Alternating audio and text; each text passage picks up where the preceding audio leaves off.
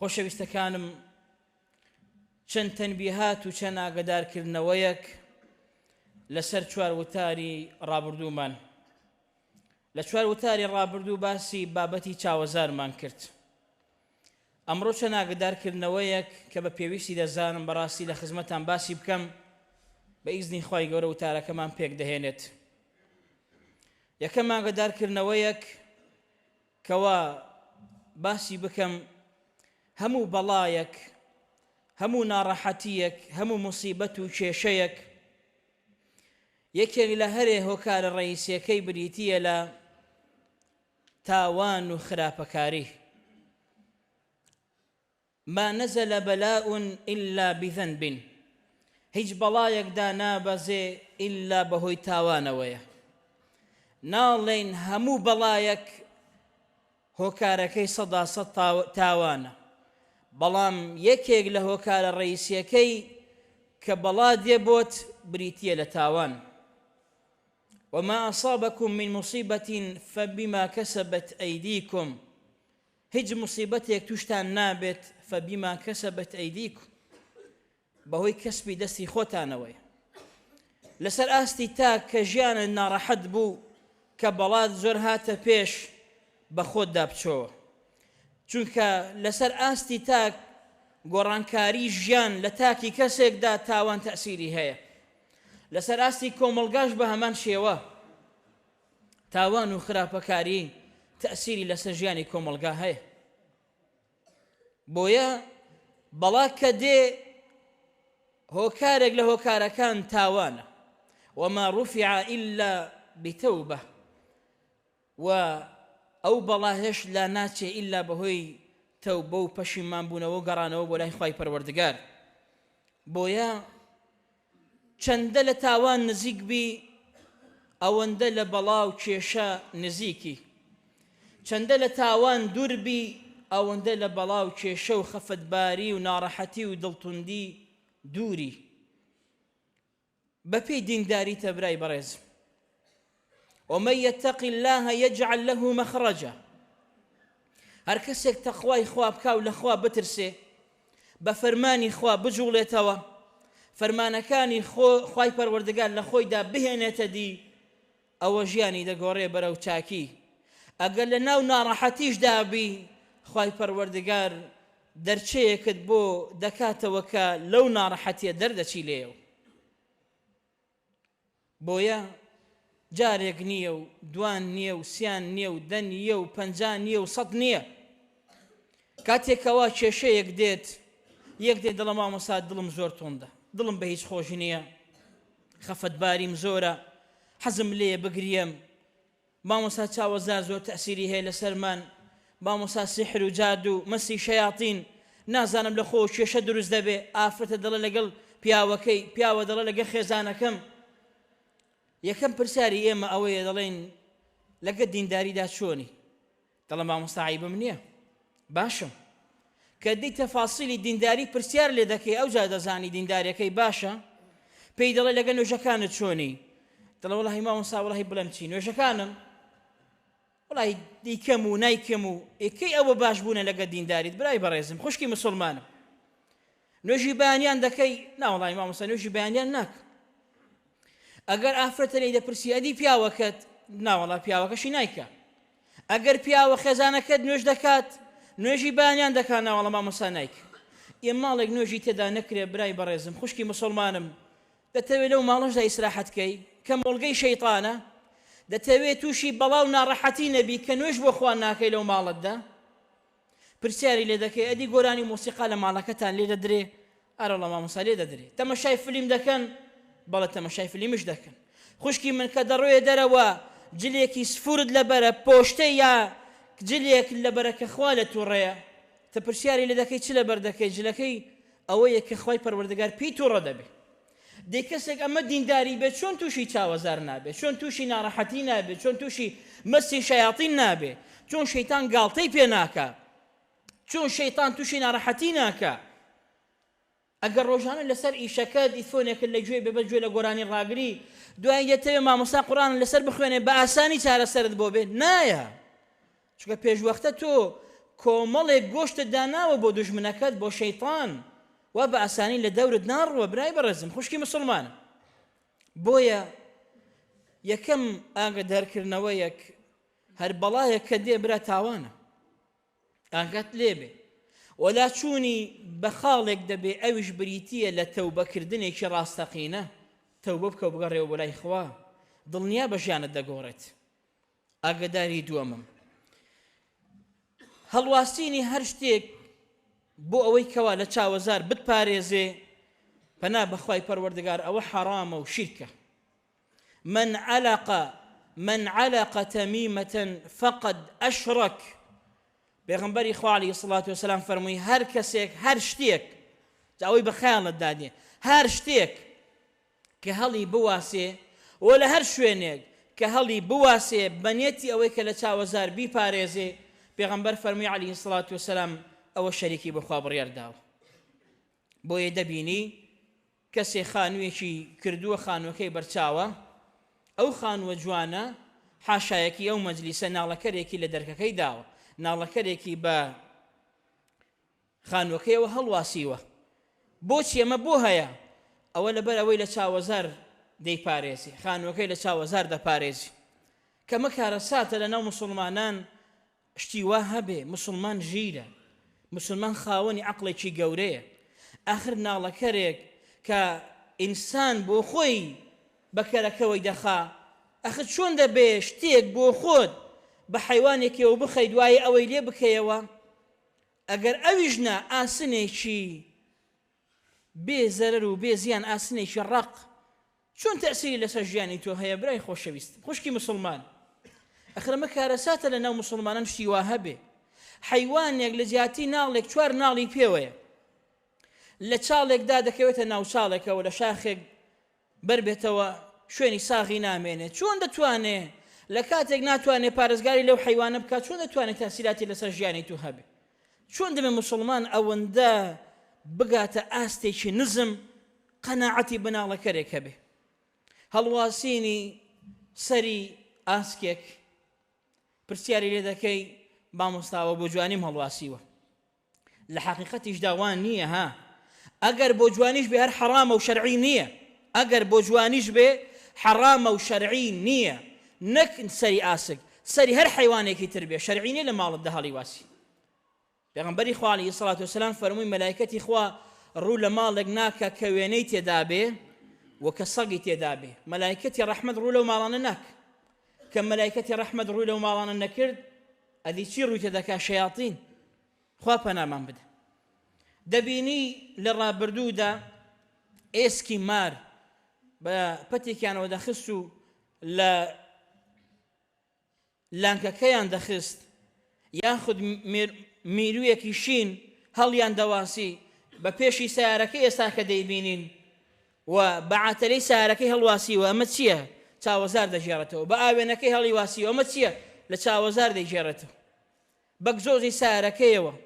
دەستێک و چاوێکی لە ناودایەوە ئەمەی هەڵواسیوە بۆ چاوەزار عیبە عار عەلەیک مسلمان زۆر عیبە بۆ مسلمان بەخۆشتی وا هەڵواسی زۆر عیبە زۆر یعنی تۆ خوایەک ئاوە عەظیم و گەورە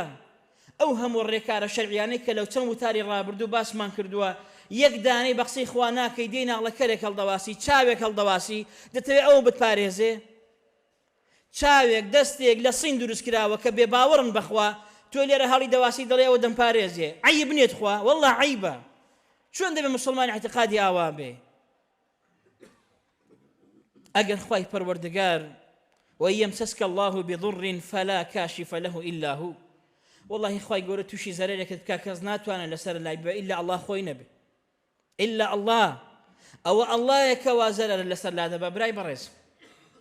لە ڕابردوودا و لە ئێستاشدا لە چەندەها شوێن هەیە کەسێک پەڕۆیەکی هەڵواسیوە بە قەبرێکەوە بەخوا بۆی هەیە پەڕۆکە پیسیش بێت هەر لە شوێنە هەڵی گرتوێتەوە هەڵی واسیوە لەوانەیە سەعاتێک دوای ئەو داماوێک بڕوە پارچەکی لێ بکاتەوە بۆ مناڵەکەی بۆ خۆی بۆ خێزانەکەی لە دەستی بەئاڵێنێ سبحان الله اعتقادی مسلمانی ئەو ڕئاوای لێ هاتووە حودەیفە لە سەردەمی خۆی کەسێکی بینی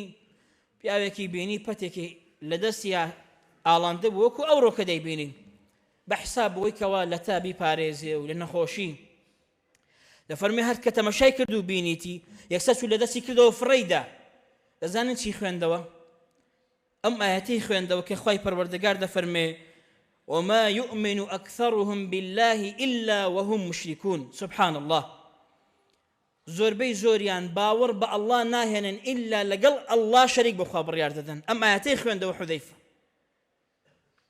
ئێستا لەسەر مینبەر نەوێری باسی کەی دەڵێن مامۆستا خەڵکی بە مشریک دانا برا باسی ئەوە نییە بڵێ فڵان مشریکە و فڵان مشریکە کەسمان بە معەیەنی دیاری نەکردەوە بڵێن فڵان کەس مشریک بەڵام ئەوە حودەیفەیە کە عالمی فتنەیە لە سەحابە ڕەزای خوای پەروەردگار لە هەموویان بێت ئەوجا تەمەشای کردو ئەو ئاەتەی خوێندەوە پەتەکەی لە دەستی پچڕاند مسلمان دەبێ ئاگادار بێت ئەگەر خوای پەروەردگار خەیرێکی بۆ تۆ بوێ هەموو دنیا هەر هەموو دنیا واللهی براکانم نەک هەموو دنیای کە ئێستا زیندون لە یەکەم کەسەوە تا ئاخر کەس هەر هەمووی ئامادە بن بۆ ئەوەی کەوا ئەو خەیرەکە خوا دەیەوە بە تۆ بگا نەهێڵن پێت بگا ئیلا پێت دەگا ئیلا پێت دەگا کەس ناتوانە ڕێ لە ئیشی خوا بگرێ و ئەگەر خوای پەروەردگار بیەوێ تاقید بکاتەوە لە ناڕەحەتیە کە تووشت بکا لە یەکەم کەس تا ئاخر کەس هەر هەمووی کۆ بێتەوە لە شوێنێک بیانەوێ ئەو زەرەرت پێنەگا ئەو تاقیکردنەوەی خوای پەروەردگارت پێنەگا ئیلا پێت دەگا بۆیە اعتقادت تەنها لەسەر خوا بێ باوەڕت بە بەرد و قەبر و بە ناڵەکەر و هاوشێوەی ئەوە نەبێ سەعاتێکە لە دەست دەکەن پارەشە لێ دەستێنن ئەوە گاڵتەکردنە بە عەقڵی مسلمان پارەشە لێ دەستێنن بەردی نازانن فڵان وڵاتەی تێدایە دێ لەو لاولاشەوە ئەو بەردە تەسیراتی ئاوای هەیە لە ڕووزانستیەوە ئاوایە عەیبە بەخوا مسلمان ئاوا زەعیف بێ تێگەیشتنی پارەشت لێ بستێنن ئەوجا تأثیراتیان لەسەر عەقیدە و بیر و باوەڕیشت هەیە اعتقادت بە بەردێک و بازنێک هەبێ سبحان الله یعنی ئەو اعتقادە لەکوێ هاتۆ پێم بڵێن ئەم هەموو نصوصە شەرعیەکەوە تێکژیران ڕوودەدا لەگەڵ ئەو بابەتانەی کە ئەمڕۆ مسلمان دەیکەن خوا پەنامان بدە بۆیە ئاگادارکردنەوەی دووەم ئاگاداری بیر و باوەڕت بە مسلمان چاوەزار بەڵێ حەقە باوەڕمان پێ هەیە ڕێکارە شەرعیەکانی پێش توشبوونی دوای توشبوونی چەند وتاری ڕابردووە باسمان کردووە ئەو ڕێکارە شەرعیانە بگرە بەر نەوەکو مسلمانێکی سادەبی باوەڕ بە هەموو شتێک بکەیت خی گەورە هیدایەتی هەموو لایەکمان بدە والحەمد لله خۆشەویستەکانم نەبوونی تەوەکل لەسەر خوای پەروەردگار و زۆر ترسان لە چاوەزار دوو دیاردەی ڕوونن لە ناو مسلمانان ئەوڕۆ سبحان الله دەبینی ئیوا هەیە ناوێرە سەردانی خزمەکانی بکە عیلاقە و پەیوەندی سیلێر ڕەحم و خزمایەتی پشڕاندووە کە ئەمە بۆ خۆی تاوانێکە لە تاوانە گەورەکان بەس بە گومانێکیش ها هیچی نەبینیوە بەس بە گومان سەردانی ئەو خزمەناکە سەردانی ئەو خزمەناکە ئەوەندە لە چاوەزار دەترسێت ئیوا هەیە هەبووە ناوێرە سارێکی جوان بکڕێن ناوێرە جلێکی جوان بکڕێن ناوێرە خانوویەکی خۆش بکە ناوێرە هەموو مۆزوعەکە چێ چاوەزار تووشی قورچۆکی و ڕەزیلی دەبێ دەستی گرتووەتەوە بۆ لە ترسی چاوەزار ئەی کوا تەوەکولت لەسەر ڕەب العالەمین پێم بڵێ کوا پشت بەستنت بەو خوایی کەوا هەموو شتێکی بەدەستە ئەی کوا تەوەکولت ومن يتوكل على الله فهو حسبه هەر کەسێک تەوەکولی لەسەر ئەڵڵا بێ وەخوا بەسێت کافیه یەکێک لە ماناکانی ئەلوەکیل واتە ئەلحەفیظ کە تۆ تەوەکل لەسەر خوا بێ خوا دەتپارێزێ برای بەڕێز تۆ پارێزراو دەبی لەلایەن خواوە بۆیە تەوەکل لەسەر خوا بێ بەڵێ ڕێکاری شەرعی بگرە ئەو ڕێکارە شەرعیانەی کە باسمان کردو هەموو ئەوانە بگرە بەڵام و دەشت ترسونۆک مەبە ئاوا مەبەکەوە هەموو شتێک بە چاوەزار ببینی ئاوا مەبە نەوێری دەستکاری هیچ شتێک بکەی یەکسەر لە چاوەزار بترسی لە شوێنێک شتێکت بینی یەکسەر تەواو بڵێ چاوەزارەکە یەکاو یەک لێی داوم تەوەکل لەسەر ڕەب العالەمین بێ برای خۆشەویست بۆیە ئاگادارکردنەوەیەک هەر کەسێک تەوەکولی لەسەر خوا بێ خوای گەورە دەیپارێزی هەر کەسێکیش تەوەکولی لەسەر ئەو شتانە بێ کە لە وتار یەکەم باسم کرد ئەوە خوای پەروەردگار وازی لێ دێنێ بۆ شتانە جا خوای پەروەردگار وازت لێبێنێ بۆ پەڕۆیەک و بۆ ناڵەکەرێک و بۆ هاوشێوەی ئەوە ژیانت چی لێ بەسەر دێ خوا پەناممان بدە. ئاگادارکردنەوەیەک برای خۆشەویستم خوشکی مسلمانم کە نەخۆشێکتان هەبوو دووچاری ئەو حاڵەتە هەبوو کە زانیت حاڵەتێکی نەئاساییە یەکسەر مەڕۆ بە پەلا تەلەفۆن بۆ مامۆستا و بۆ مامۆستا و بۆ مامۆستایە بکەیت. مامۆستا نەخۆشێکمان هەیە گەر ڕوقی شەرعی بۆ بخوێن یەکسەر وا مەکە برای بەڕێز خۆت ڕوقی لەسەر بخوێنە خۆت ڕوقی لەسەر بخوێنە. ڕوقیە خوێندن ئیشی فلان و فلان و فلان نییە، ئیشی هەموو مسلمانێکە کە زانیت تۆ پێویستت بەوە هەیە کەسێکی خاوەن تەجروبە لە ئیشەکەدا ئیشی لەسەر بکە و لەسەری بخوێنێ بەس تۆ یەکسەر دەست بەجێ بیبێ بۆ لای فلان و فلان و فلان و نەبرای بەڕێز. پێغەمبەری خوا عەلەیهی سەڵات وەسەلام کاتێک کە جاریەکەی بینی وەکو لەو تارەکانی ڕابردوو باسمان کرد کە ڕەنگی زەرد هەڵگەڕابوو چی فەرموو؟ فەرمووی ئیستەرقوا لەها، فەرموو ڕوقیەی بۆ بکەن ڕوقیەی بۆ بکەن لەبەرەوەی ئەمە چاو لێی داوە. نەیفەرموو بۆم بێن بام ڕوقیە لەسەر بخوێنم. کاتێک مناڵەکانی جەعفەری بینی هاتێک مناڵێکی جەعفەری بینی کەوا هەوا زەعیف بوو چی وت؟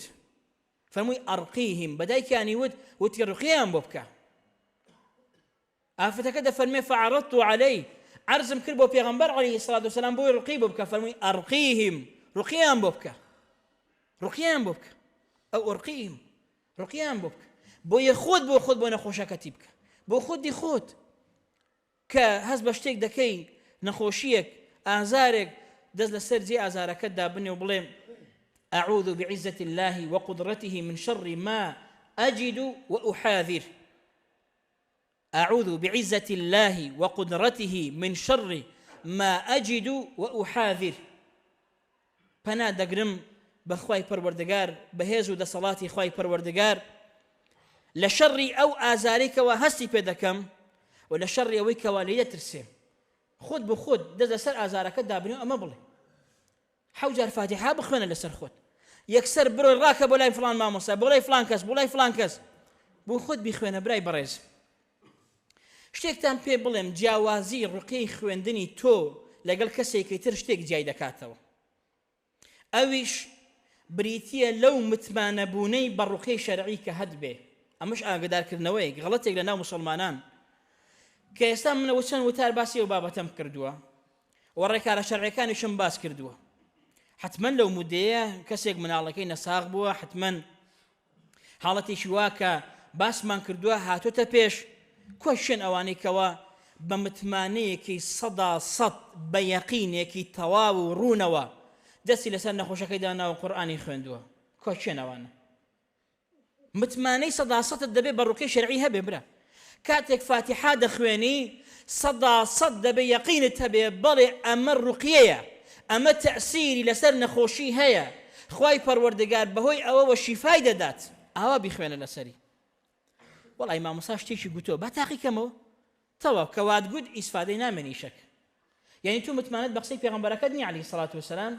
تو متمانەت بە وتەی پەروەردگار نییە کە خوای گەورە دەفەرمێ وەنونەزیل من القورئان ما هو شیفاء. خوای گەورە دەفەرمێ شیفاماندا بەزاندووە لە قورئان نافەرمێ چارەسەر یەکسەر نەتیجەکە یعنی نەیفەرمووە عیلاج. ئێستا بۆ نمونە حەبێکە دەرزیەکە دکتۆر کە دەداتێ دەڵێ مە عیلاجە بۆی هەیە ئیسفادەی لێ بکەی بەس بۆشی هەیە ئیسفادەی لێ نەکەی. خوای گەورە کە باسی قورئان دەکا نافەرمێ عیلاجە دەفەرمێ شیفایە یەکسەر نەتیجە ئیشەکە دۆ باز دەکە یعنی دڵنیا بە خوای گەورە شیفا دەدا بەهۆیەوە ئاوالی تێبگە. بۆیە ڕوقیەی تۆ لەگە کەسێکی تر ئەو متمانە بوونە بە ڕوقیەی شەرعی و لە ناخی دڵتەوە ڕوقیەکە بکە برای بەڕێز با لە ناختەوە هەڵبقڵێ و بە ئومێدێکی زۆر بە تەوەکول و پشتبەستنێکی تەواو بە پەروەردگار دڵنیا بە تەئسیری دەبێ. بەڵام گەر هاتو تۆ گوتت بە تاقیکەمەوە ئیمامی ابن القەیم ڕەحمەتی خوای لێبێ دەربارەی ئەم بابەتە دەیفەرموو هذه الكيفية لا ينتفع بها من أنكرها. باسی ڕوقیەی شەرعی دەکاوە باسی ئەوەی کەوا لەو تارەکانی ڕابردوو کەوا کەسێک کە بزانی کێ چاوی لێداوە خۆی بشوە و ئاوەکەی خۆی ئەو کەسەی کەوا چاوی لێدراوە خۆی بە ئاوی دەستنوێژەکەی بشوە و ئەو ئەوەی کەوا باسمان کردووە دەفەرمێ ئەم کەیفیەتیە ئەم شێوازەی کەوا باسمان کردووە ئیمامی ابن القیم دەفەرمێ لا ينتفع بها من أنكرها کەسێک ئینکاری ئەمیشە بپرە پشتیوانێ بابە چیە شتانە کە ئاوای گوت تأثيري نابێ لەسەرت لا ينتفع بها من أنكرها ولا من سخر منها قالطي بيبكى قالطي بوشتانة بكى كقالطي بيكرد السودي لنابنه ولا من شك فيها وسودي نابي بوكسيك إشكوا قمانها بليشك قمانة إلى فاتحة قمانة بلا قرآن كتأثيري هي وشفاي بيوي كقمانة تبو إسفادي لناك أو فعلها مجربا غير معتقدين يعني كسب تعقيدك مو بزانم ما تعقيدك مو خويش ملك نابته أقرأ أوان يقول تعقيبه ذاك يا براي برايز يقيني صدى صدت بكلام رب العالمين هبه وبيويز بتعقيد نويت هناك صدها زانا لبيوتشاكان نزانايان أما يعني كردو أو مش قارين كردون كبيكين وهو لو تاري رابردو باسق سكي إمام ابن القيم مكرت بويا أم خاله زور جرينجا كوا خوما رقيب وخوما نبون نخوشكان ما بكين أما زور جرينجا نخير الراكبو أم لا أقدر كرنويك هر كسيك كشيديشي لسربو هر كسيك دوسي جاربتي أستغفر الله هر أون دجويليبو يكسر ومزانه بيا يشاك بويا دبينين نخوشيك توجد به دروا بولاي ساحير بولاي فالتيك آخر كسيك جماعتنا كالا مزقود لقى مسلمانان نبين ري آخر كسيك سيماي دينداري بي وديار نبي آخر كسيك خوي لحرام نجي ريتوا آخر شون خوي قورا شفاء لسدسي كسي واجد ده مسيلمي كذاب خوي ببيغمبر دزاني هات فكر ده ناوبيرك وخواي قوله هر رسواي كرت يكسب بيرك وش كيكر وتي تبدا كمان ناوبير بيرك زيادك خواي بردقار رسواي كرت بويا همو اواني استعانه بشياطين وبجندك برا اوانا ساحر اوانا فالشين من اتى عرافا او كاهنا فصدقه بما يقول فقد كفر بما انزل على محمد عليه الصلاه والسلام بسي بولاي ساحرك بولاي فالشيك براستي دابني اويك او ديلي وات ليدي وادا كمبوي وات لينياو لدهاتو داتو اودتا بيشو او پیغمبر ده فرمي عليه الصلاه والسلام كافر بو بم قرانا كافر بو بما فنا بخوي پروردگار بتاي بدا فرتان بال خواب ترسن ايماني خويا ندورين بو شو دچن يك لنشان الرونكاني ساحر فالشي او يكوام پێت دڵت ناوت چییە یەکسەر دووەم جار ناوی دایکت پرسیار دەکە حەقی بەسەر ئەوە نییە بابت ناوی چییە یەکسەر دڵت دایکت ناوی دایکت پرسیار دەکە بۆیە کۆمەڵێ شت ئینسانی موسڵمان فیترەت پاکە کە دەیبینی یەکسەر دەزانی کەوا ئەمە ساحیرە بۆیە بۆ لای هەموو کەسێک مەچن براگیان و ئەمە زیادە ڕەویکردن لەوەی کەوا دەست بە هەموو کونێکدا بکەی لەبەر نەخۆشەکەت